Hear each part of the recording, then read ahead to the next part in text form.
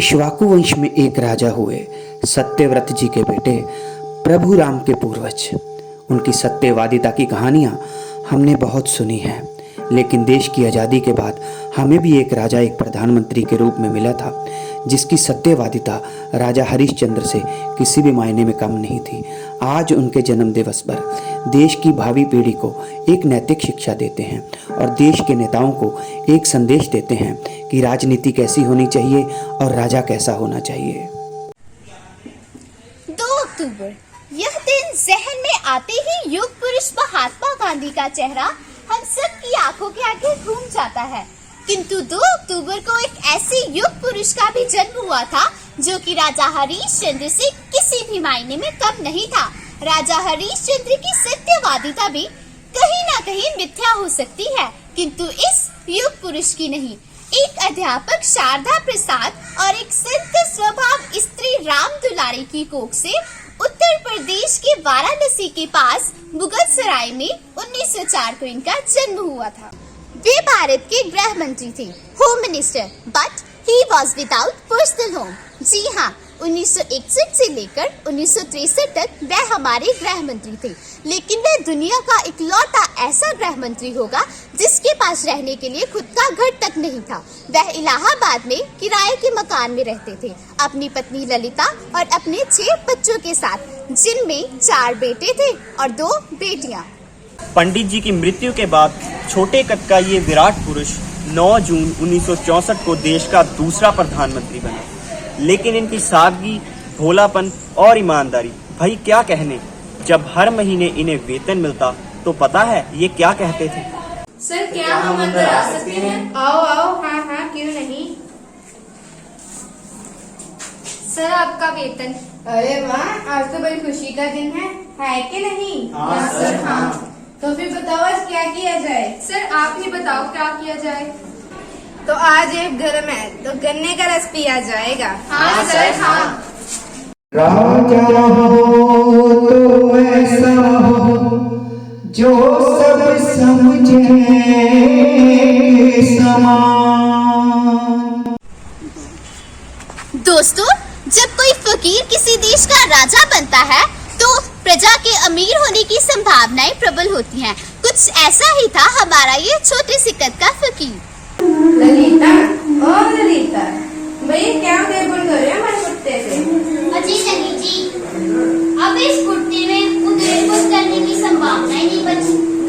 अब आपका ये कुर्ता मुझे फेंकना ही पड़ेगा। अरे भाग्यवान, सोचो जरा इस देश के करोड़ों लोगों के बारे में। नंगे जिस्म है, पहनने के लिए कपड़े नहीं है, तो हम इस सूती कपड़े को व्यर्थ क्यों करें? तुम ऐसा करो, हमारे इस कुर्ते से रुमाल बना दो, उनकी जरूरत तो हमें पड़ती रहती है।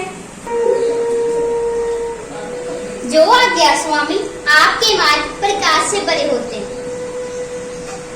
भारत पाकिस्तान युद्ध के बाद शहीद सैनिकों की सहायता के लिए प्रधानमंत्री लाल बहादुर शास्त्री ने देश के लोगों से यथाशक्ति योगदान डालने की प्रार्थना की और शुरुआत उसी दिन शाम को घर से की। ललिता, ओ ललिता, भाई कहाँ हो? कुछ जरूरी बात करनी है। आई स्वामी, अभी आई। लीजिए, पहले जल ग्रहण कीजिए।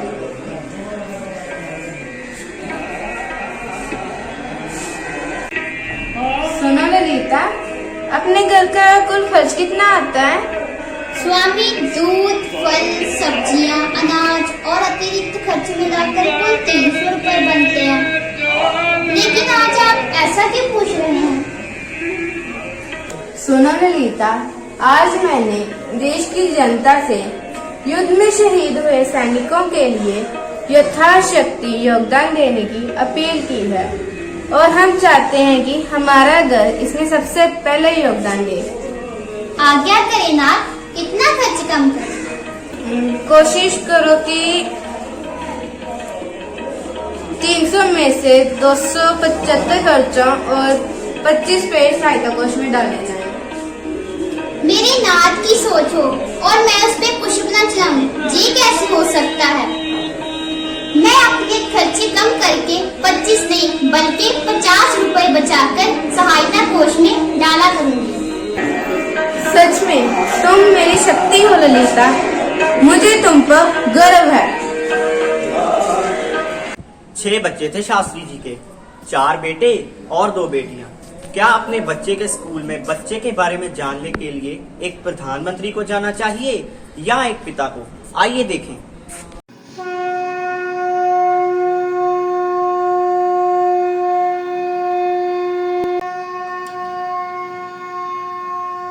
छोटे कद का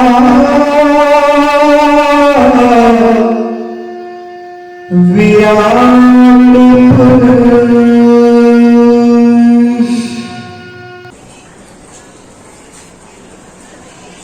प्रणाम आचार्य जी, मैं लाल बहादुर शास्त्री, आपके विद्यार्थी सुनील शास्त्री का पिता। अरे अरे अरे, देश के प्रधानमंत्री और मेरे सामने, वो भी हाथ जोड़कर। अरे आचार्य जी, आपका ओहदा तो प्रधानमंत्री से कहीं ऊपर है। और सुनिए, आप इस तरह खड़े होकर यूं इस तरह का विवाद कर मुझे शर्मिंदा मत कीजिए। आपके सामने प्रधानमंत्री नहीं, एक पिता खड़ा है। मेरे बेटे का रिपोर्ट कार्ड बताइए। सर, आपके बेटे का रिपोर्ट कार्ड बहुत अच्छा है, परंतु कृपया आप मुझे एक संदेशा पहुंचा देते तो रिपोर्ट कार्ड आपके घर पहुंच जाता।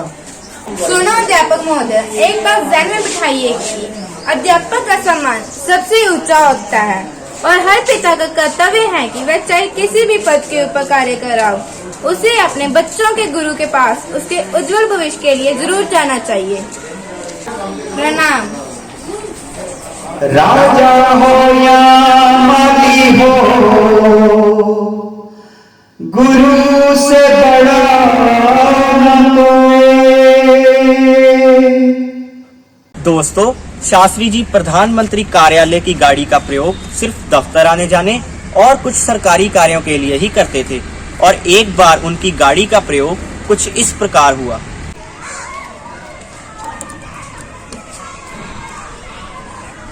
रामनाथ जी सरकार, जी सरकार। गाड़ी कहाँ लेकर गए थे? सर, बड़े बाबू हरे कृष्ण जी ने कुछ खरीदारी करनी थी। खरीदारी करनी थी तो रिक्शे पर जा सकते थे।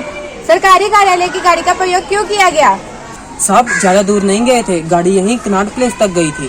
चाहे गाड़ी कहीं भी गई हो, ये गाड़ी हरि कृष्ण शास्त्री के बाप की नहीं है, प्रधानमंत्री कार्यालय की है। तुझे गाड़ी का प्रयोग करने से पहले मुझे पूछना चाहिए था। कर दीजिए साहब, आइंदा से ऐसी गलती कभी नहीं होगी। चलो ठीक है, अब मीटर देखकर बताओ गाड़ी कितने किलोमीटर चली और कितने पेट्रोल का खर्चा आया। साहब, गाड़ी कुल 15 किलोमीटर चली है और कोई 1.5 लीटर पेट्रोल का खर्च हुआ है। ठीक है, ये लो 1.5 लीटर पेट्रोल के पैसे और तुरंत सरकारी खजाने में जमा करवाओ। ठीक है साहब, ठीक है। सलाम ऐसे नेता को। वंदे मातरम। वन्दे मातरम्, वन्दे मातरम्। सुजला सुफला मलयज शीतला। सुजला। जय जवान जय किसान मैंने ही दिया था, भूखा देश रोटी खाए उपवास भी किया था, राष्ट्र की निर्धनता का आभास खुद किया था। मैं लाल बहादुर शास्त्री बस सत्य पे जिया था। उठा जगह बचाओ मुल्क, क्या हाल कर रहे हो? बहुमूल्य है आजादी, क्यों हलाल कर रहे हो? सारे जहां से अच्छा हिंदुस्तान हमारा, हमारा सारे जहां से अच्छा हिंदुस्तान हमारा। हम बुलबुलें हैं इसकी, ये गुल